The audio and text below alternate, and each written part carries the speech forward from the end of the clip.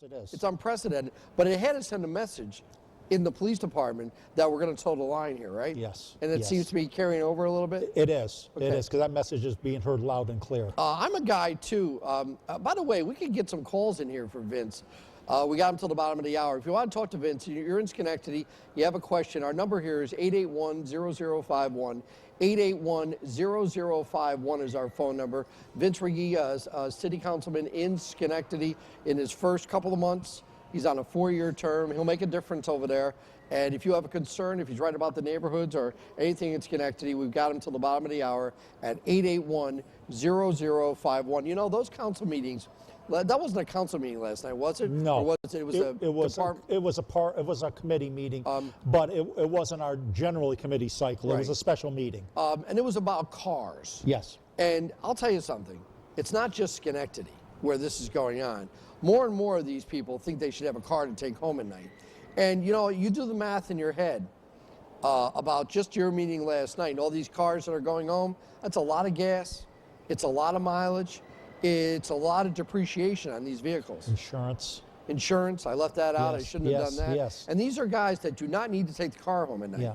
Yes. They don't, especially when they're not staying in this. You know, you got you talk about police officers living in somewhere in the city. If the police car is sitting on the street out in front of the house, that's a pretty good deterrent. Yes, yes, it is. You know, instead it's sitting in Scotia and Malta. They even do that in some places. Even if the car's empty, they'll leave a car on the street. Just leave it there. That's a good deterrent in the city. It is. But that's something. How did that meeting turn out last night? I thought it was okay. I give the chief credit. He said, I'll give up my car. Right. He said, I can get back and forth. Yeah, but he knows work. Nobody's going to take it, you know. No doubt, but it's still a good symbolic move, nice I think. Say, yes, yeah. It's nice to say. It's a start. Yeah. I'm concerned more. I'll tell you, the Bureau of Service. I think there's a lot of cars out in the Bureau of Service. Okay. We just touched the tip of the iceberg on this so far. We had interviews last night. We talked to the chief and the assistant chief, and we know how many cars are out there, how many are absolutely need. Contractual, that's another thing. Sure. But it's a nice perk, let's face it. We know it's a wonderful perk. Are you kidding? Yeah. I don't see anybody in the city council over there, including yourself, asking for one. Denise Brucker isn't asking for one. No.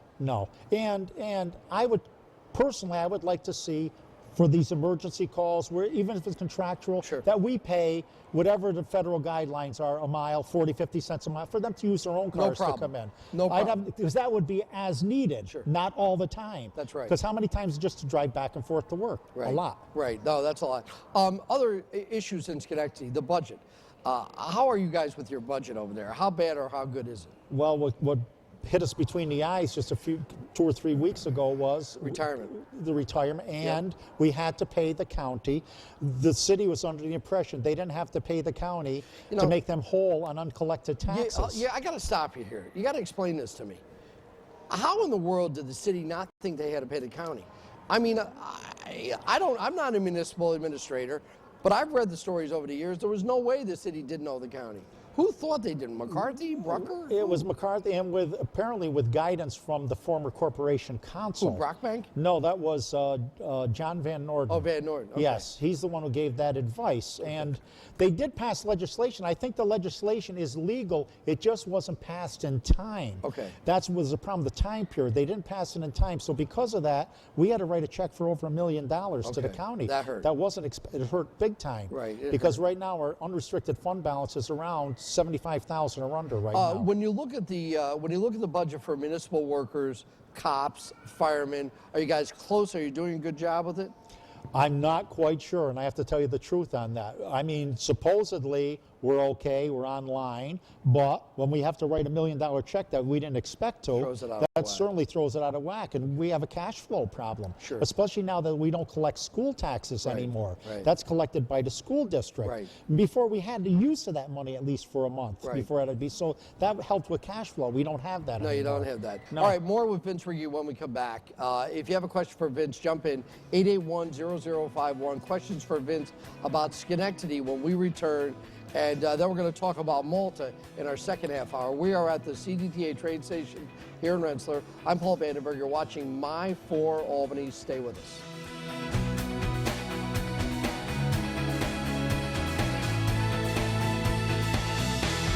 We're at the CDTA train station Wednesday afternoon. We're with Vince Riggi, and we're talking about Schenectady. He's a member of the city council over there. 881-0051 is our phone number. Just a couple more minutes, though, with Vince. We didn't touch on the fire department. Happy? Not happy? They okay? They working out? They seem to be doing a fine job. They keeping the overtime down? As far as I know, yes, yes. Yeah, but the that's always paramedics is a big arm of the fire department. I know. Yeah, and I know. you know, I know. The paramedics should be privatized. Yes, that's always been talked about. Right, and it should be. Talked about. But over in your county, I mean, look at Rotterdam over there. They somehow, oh boy, it's an awful thing to watch this. Yeah. You know, you mentioned downtown earlier. Everybody knows that I have a huge issue with this Metroplex. It's been around now for at least 10 years. It's in no other city in the state, by the way. Nothing even close to it. But you said, in fairness to you and the people over there, you think they're doing a good job? I think downtown, I have no problem with the revitalization of downtown to the point that, you know, that's a 2-block area. Right. It isn't downtown that I remembered when I was a kid. Well, but this has also been part of my issue. Part of my issue is, Vince, and tell me if you think I'm wrong, they've wanted to make it what it was 40 years ago, and it's failed. Oh, yeah, it's not even close. Right. That part isn't even close. Right. We don't have any retail downtown. No. Where's the retail? There's Try to not- buy a tie downtown. There's See where none you're going to go. coming. Yeah. And it's not going to happen. Right. The other issue I have with that, I'm with you on this, is with Metroplex, we don't have any accountability. Zero. This is taxpayer money. Right. We should be getting something quarterly, biannually, annually. Accountability, Yeah. where the money's going, who owes us money, what outstanding loans are out there. You know, Nobody knows anything. I'll tell you, you talk about accountability, and listen, if they've changed it, I apologize up front. But the last time I went to their website, I couldn't even get the names of the people working there. Really? I haven't been couldn't on it find lately. Now maybe I went to the wrong places. Yeah. I don't know, but I know who the people are. There's only 3 people, aren't there? Yep. There's Ray, Lahut, yeah, Ray Gillen, Ray Gillen, and the Yeah. secretary. and which I can't. Yeah, think but I of was the having a name, hard time finding the Yeah. names of the people there. I did find the names of the directors, but I couldn't find the names of the people inside there. Now, if I missed it, my apologies. But that to me just falls in line with what they are. I think they do a lot of things that aren't out front too. Plus, I think they make a lot of mistakes. You see, and I'll give you an example of what I like to see from Metroplex. There's a movie theater over there that the taxpayers in that county are paying for. Yep. A half of 1% of the money goes to them. Yep. I'd like to see a profit and loss statement on the movie theater. Could I see one? Yeah. Right. We never see it. No. You know, all these things that we pour money into, I never saw a profit and loss statement on the Parker Inn. Next thing I know, they're gone. Yeah. You know, same thing with Cornell's. They're gone Cornell's, too, same right? thing, yes. They've been bought out by the people that By own the Gazette. Gazette. Yep. Okay? So, you know, these are the things.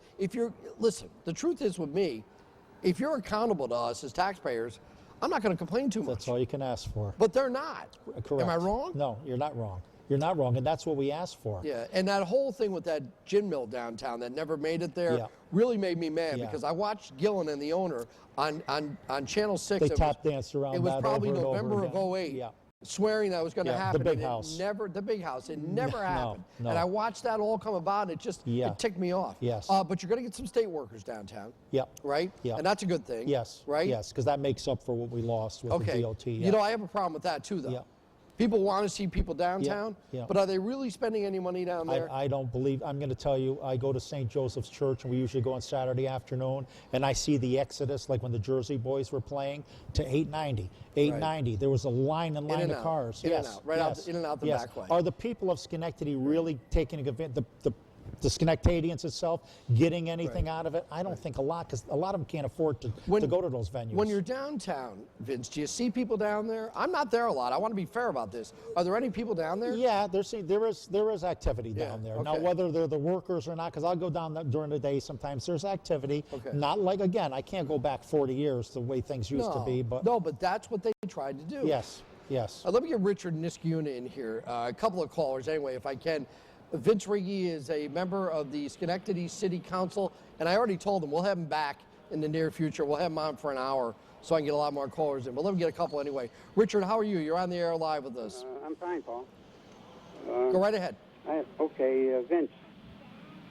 I think the number one priority should be the residency law. I mean, if you work for the city, you should live in the city, and no, you know. Maybe you can create a payroll tax for those that work for the city and don't live in the city. Maybe that's something that could be thought about. Okay, thank you for the call. That's Thank you. That's something I've been a proponent of for years on the other side of the rail, the residency law. We're supposed to be addressing it. I haven't seen it come up yet. We have a residency board supposedly in place now, but is it going to work or is it going to really be addressed? I don't know. But that's something that's really gone bad over the years. They're hard to pull off, though. Yes. But you know, we touched on something here in this half hour that's so small but so big. These police cars, you know, if these cops are living in the city, let them all take one home at night. Yeah, Put it in I have front no of the problem house. with that, correct. You know, I have no because it problem is with a that. great deterrent. Yes, yes. Okay, I get that. What are you what are you working on right now? What do you want to get done first over there, if you can? Because my guess is, and we were talking a little bit off the air, Gary McCarthy is not a bad guy to approach. No. And my guess is you and he can work together on getting a couple of things done, and that he'd be really receptive to wanting to work on something. I met with Gary a couple of weeks ago. I had a private meeting with Gary and told him I want to see some programs put in place to clean the streets and whatnot. He's working on community days of service, which is good. I think instead of a couple community days of service in 1 month, I want to see community days of service every week. We have a community days of service to get we can't do it with just city help. We don't have the money, we don't have the resources, we don't have the workers to do it. We got to get the community involved. We have to do this together. All right, let me get Larry in Schenectady in here next. Larry in Schenectady for Vince Riggi of the Schenectady City Council. Got a lot of calls for Vince. Larry, how are you?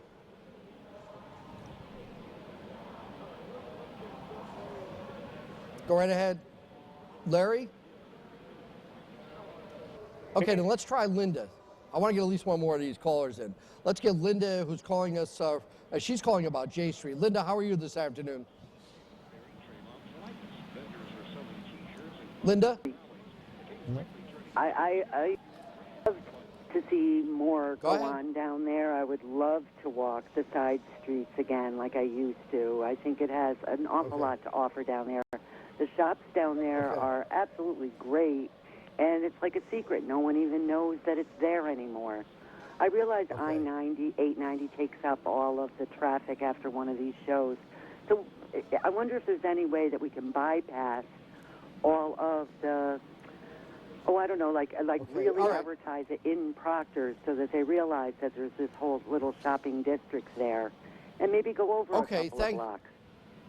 All right, thank you for the call. You know, it sounds like, I'll let you respond, but it sounds like somebody else that's reaching back for 40 years ago. It's not coming back. Yeah. No, it's very difficult to do. I understand her points about maybe it should be advertised more, some of the downtown shops like on J Street. They have a nice little curio shops and whatnot there, which is good and it's quaint and it's fine.